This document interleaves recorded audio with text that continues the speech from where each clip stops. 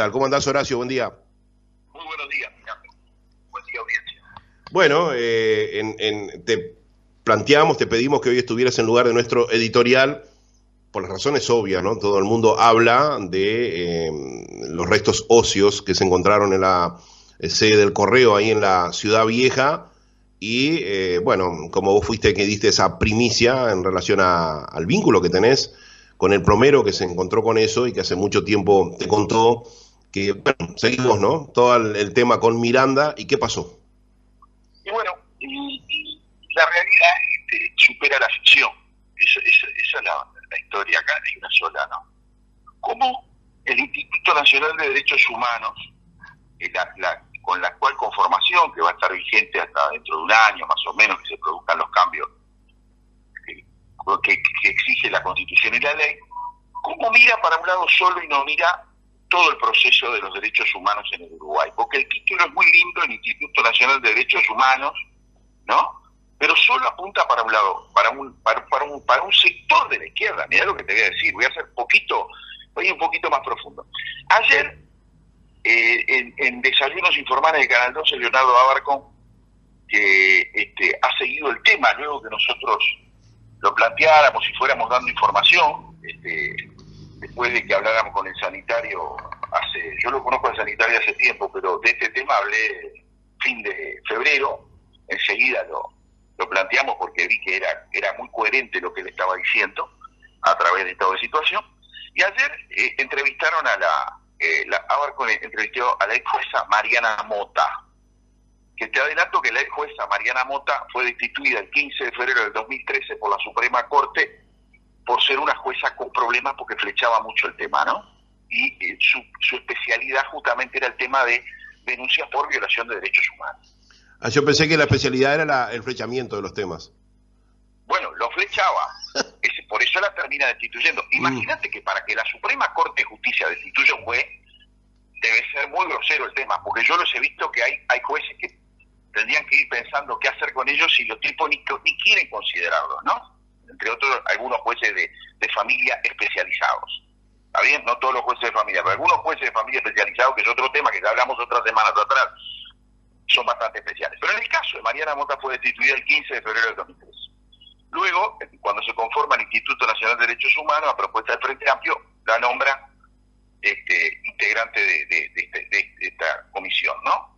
Que depende del Estado, del Poder Ejecutivo, y que, bueno, debería velar por los derechos humanos de todos los uruguayos. Es muy relativo. Se han preocupado ahora en estas últimas semanas de explicar supuestamente los excesos de violencia del Poder Ejecutivo, de la policía, porque se viene el tema del referéndum. O sea que te das cuenta cómo están pensando estos muchachos, ¿no? Y como siempre vos decís, desaparecidos en el Uruguay durante la democracia hay muchísimos más que los que hubieron durante la dictadura. ¿Está bien? De eso ni se acuerdan. De esos, olvídate, ni se consideran. Pero con eso estoy diciendo que son mejores los desaparecidos más problemáticos los de ahora que los de antes. No, todos los desaparecidos son un gran problema y algo que no debería haber pasado, porque eso es lo que yo llamo la desgracia humana en el Uruguay. Punto. Ahora, ante la realidad que nosotros dimos la información de la posibilidad de que hubiera un enterramiento clandestino de no se sabe quién, porque no se sabe si de la dictadura, los efectivos de la dictadura pasada o de grupos del MLN o algún otro sector, porque también hubieron desaparecidos por parte del MLN, nosotros dimos la información.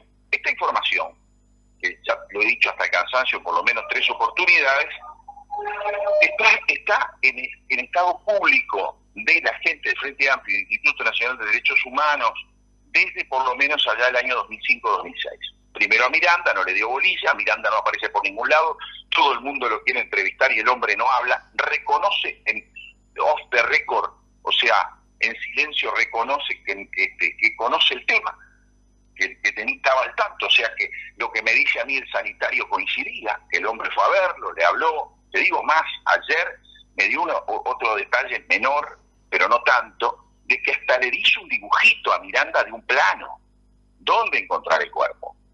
¿Correcto? Es espantoso todo esto. Le dio un planito, parece que el planito después se lo dieron a otra persona y esa persona lo perdió. Así te lo adelanto. ¿no? Así manejan el tema en el Uruguay. Pero volviendo al tema de la ex jueza Mariana Mota, que me tiene bastante enojado por la actitud que ha tomado. ¿Está bien? En determinado momento, cuando empieza la entrevista de ayer, Leonardo Abarco impecablemente le pregunta si puede ir o no el sanitario a estar presente cuando comience la excavación. Y ella dijo que no. Este sanitario, ayer se lo pregunté de vuelta para poder hablar con usted con propiedad. Él dice que quiere estar ahí, que querría estar ahí en el momento, por un lado, para asegurar que el lugar es el lugar que él vio, digamos. Y por otro lado, porque le da garantías como que su denuncia es tratada con la corrección, en fin, bueno, en fin, es su deseo. Y de última es el que informó también y que hace años que viene como diciendo hagan esto ahí, que yo lo vi, que hay algo ahí. ¿No tiene derecho a estar ahí? Bueno, en general los antropólogos, empecemos por el principio. La institución es una institución estatal.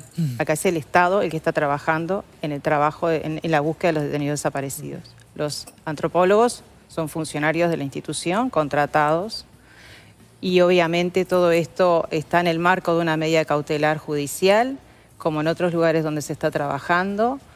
En caso de que hubiera algún tipo de arresto, se convoca inmediatamente al Poder Judicial, a la justicia, para que verifique y continúe las actuaciones en la órbita judicial.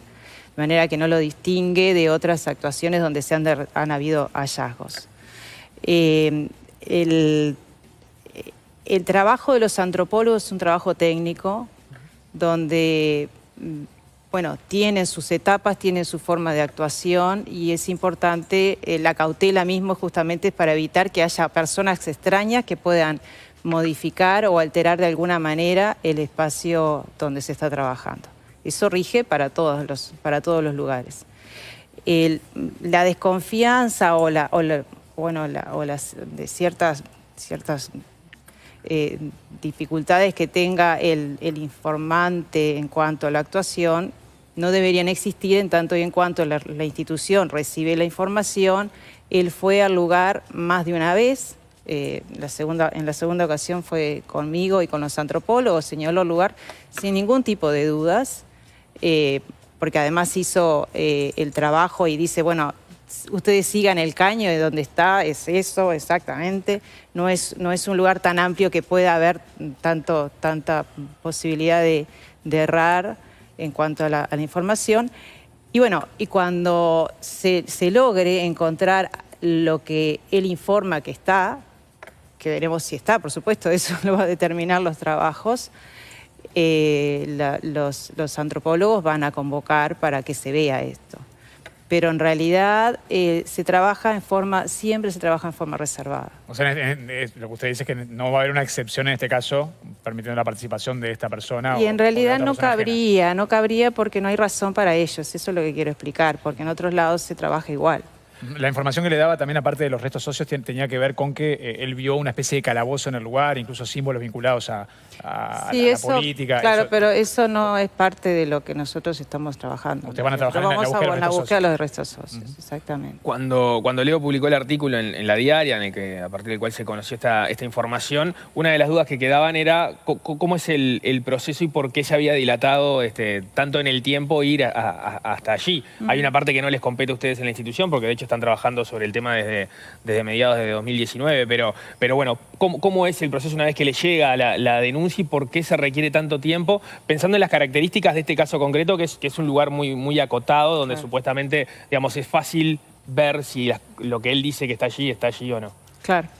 Bueno, esto tengamos un poco de cuenta lo que ha pasado a lo largo de la historia, ¿no? Nosotros tomamos esta actividad a partir del 2019, como bien dices, luego de un trabajo que se ha desarrollado con anterioridad por otros equipos, otros grupos de trabajo, donde se ha ido recibiendo información. Entonces, esa información ha sido la que ha guiado con anterioridad el trabajo en otros lugares, bueno, que han logrado el hallazgo de algunos restos.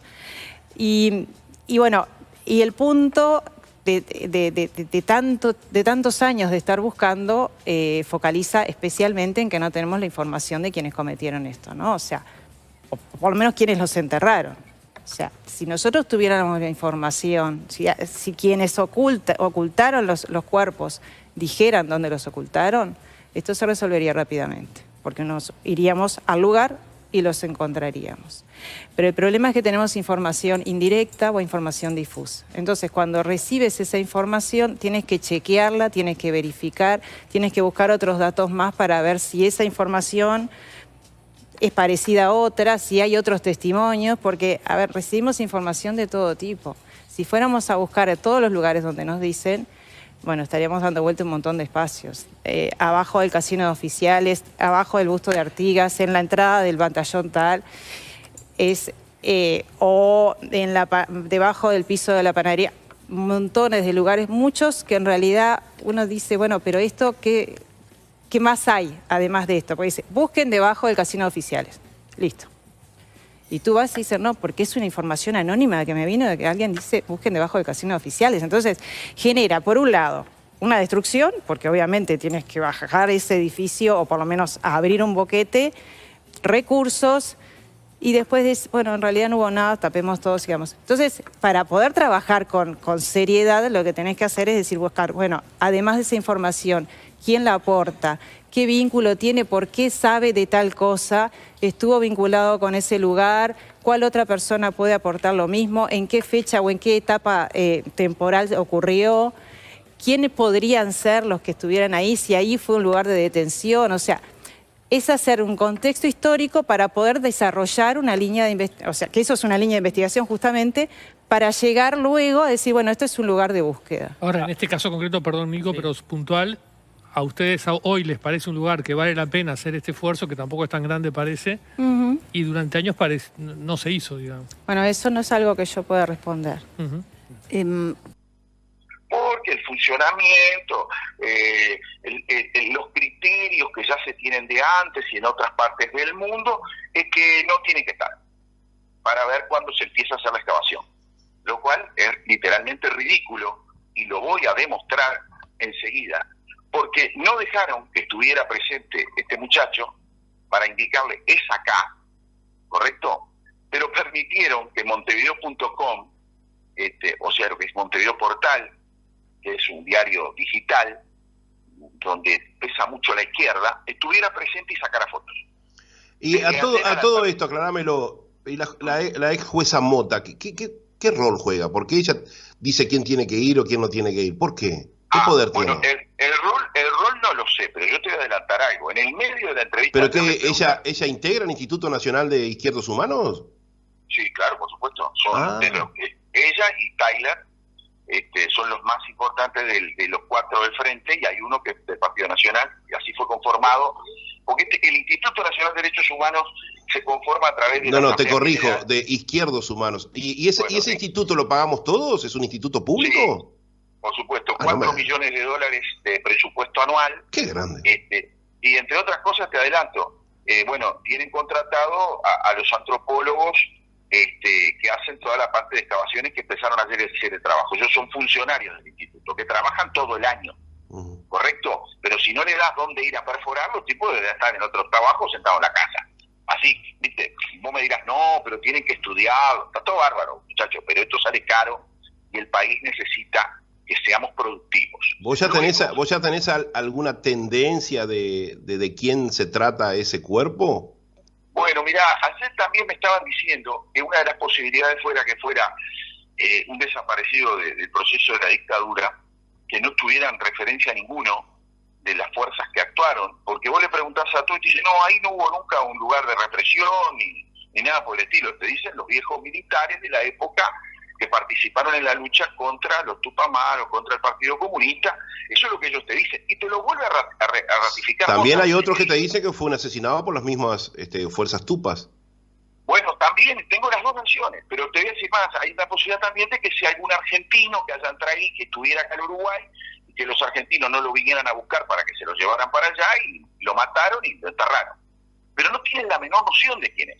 Pero de ningún lado tienen noción. Pero no importa, porque si vos encontrás una persona que en este caso estaba haciendo un trabajo en los años 90, encuentra huesos, le da miedo por la época, por el tiempo, los tapa, Luego en el 2005 lo denuncia, loco, por lo menos anda a escarbar. Vos tenés que ver lo que son las fotos, el antesala del bañito ahí cerca del sótano, es chiquitito.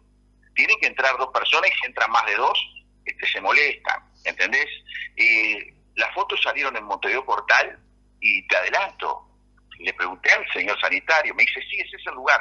Donde está marcada con la regla, con medidas y eso fue donde yo marqué, ¿correcto? O sea, no era tan difícil. Y lo tienen desde el 2019 el instituto de derechos humanos o de izquierdos humanos, llámalo como quiera. Desde el 2019 que tienen esta información, 2020, perdón, tienen esta información. Y Miranda, hijo de un desaparecido, ¿no es así? Y expresidente del Frente, lo tiene desde el año 2005. Sí, exacto. Sí, tal cual. O sea, ella declaró ayer, le dijo, bueno, yo me hago cargo desde el 2019 para acá. Así, ¿no? Pero es peor. Tengo una frase del propio sanitario que me dice, no le creyó ni a López Mas. Porque López Mas del 2014, cuando dejó de integrar la parte de búsqueda, porque tuvo problemas con el gobierno del Frente, no sé por qué causa, ni me interesa, y lo desplazaron y pusieron otros grupos donde está ahora esta señora Mariana Motán, está diciendo que en el SMA, ¿correcto?, lo que serían los galpones de servicio de materiales y armamentos, López Mas dicen que hay que buscar ahí, que ya estaba todo pronto para empezar y que tiene datos desde esa época que dicen que ahí había enterramientos. Al antropólogo José María López Mas, a propósito de otro tema, pero sobre el final de la entrevista hablamos de este asunto y él volvió a insistir sobre un lugar donde supuestamente sí hay, o él entendía que había información concreta, si no me equivoco son unos galpones del servicio de materiales y armamentos. Sí.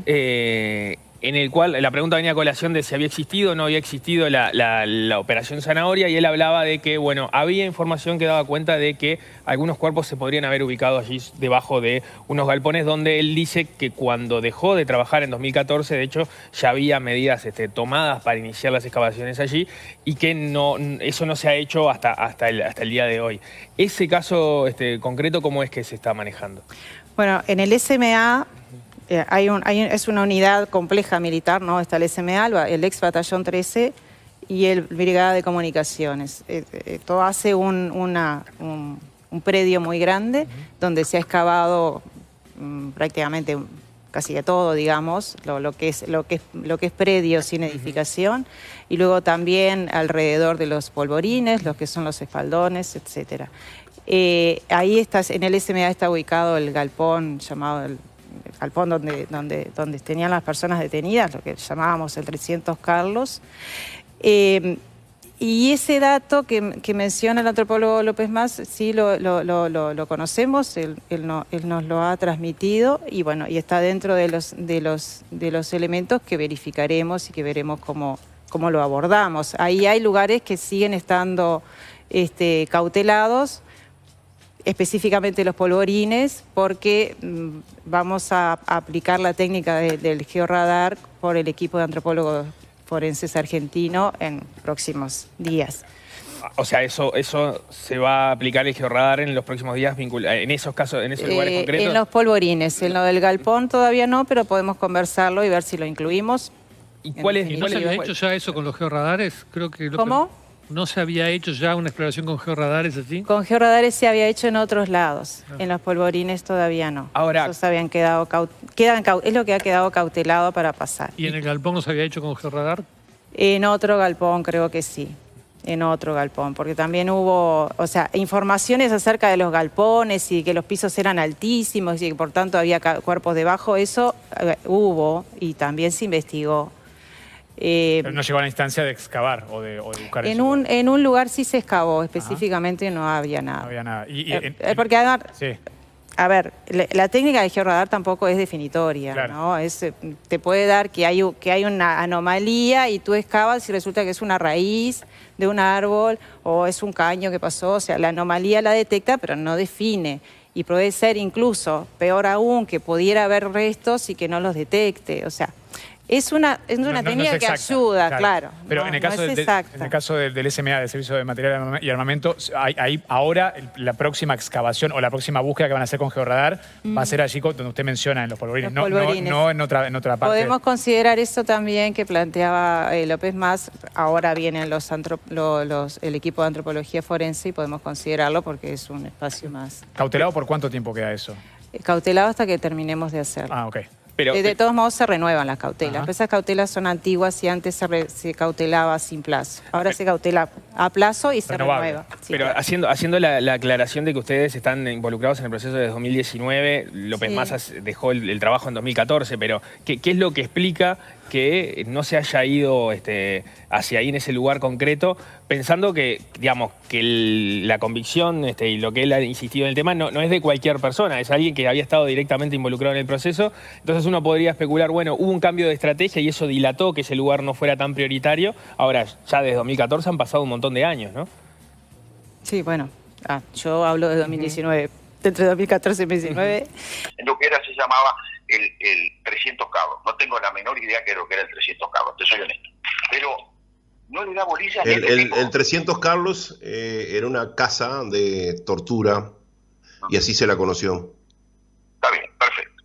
Entonces, vos me entendés que esta mujer, la ex jueza Mariana Mota, no le da bolilla tampoco al antropólogo López Mas, José María López Mas. Entonces, ¿qué le iba a dar bolilla? Porque no le interesa. Entonces yo entré a razonar. ¿Qué es lo que busca el Frente Amplio hoy a través del Instituto Nacional de Derechos Humanos, el que está ahora funcionando? ¿Qué es lo que busca? A determinados amigos de izquierda.